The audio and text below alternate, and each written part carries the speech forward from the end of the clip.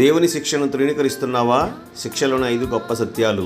Hebrew పత్రిక 12:5-6 మరియు నా కుమారుడా, ప్రభువు చేయు శిక్షను తృణీకరించకము. ఆయన నిన్ను గద్దించినప్పుడు విసుకకుము. ప్రభు తాను ప్రేమించు వారిని శిక్షించి తాను స్వీకరించు ప్రతి కుమారుని దండించును అని కుమారులతో సంభాషించినట్లు మీతో సంభాషించు ఆయన హెచ్చరికను మరచిత్రి అని ఉంది.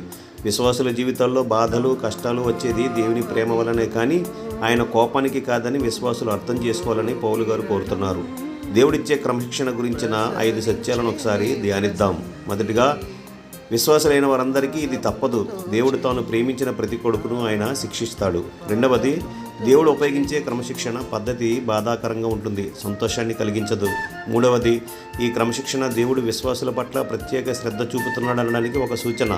ఆదర్శవంతుడైన తండ్రిలాగా విశ్వాసులను ఆయన ప్రేమిస్తున్నాడు. నాలుగవదిగా, దేవుడు పంపే శిక్షలో మనం దేవుని పరిశుద్ధతలో పాలు పుంజుకునేలా చేయడం అనే అద్భుత సందేశం ఉంది. ఐదవది, దేవుని క్రమశిక్షణ మనకు మంచి ఫలితాలను ఇస్తుంది. కాబట్టి మనం ప్రభువు చేయు శిక్షను చిన్నచూపు చూడకుండా, తిరస్కరించకుండా, నిరుత్సాహపడకుండా దేవునికి లోబడి ఉండాలి. God bless you all. మరిన్ని వీడియోల కోసం ఈ ఛానల్ను సబ్స్క్రైబ్ చేసి లైక్ చేయండి. Praise the lord.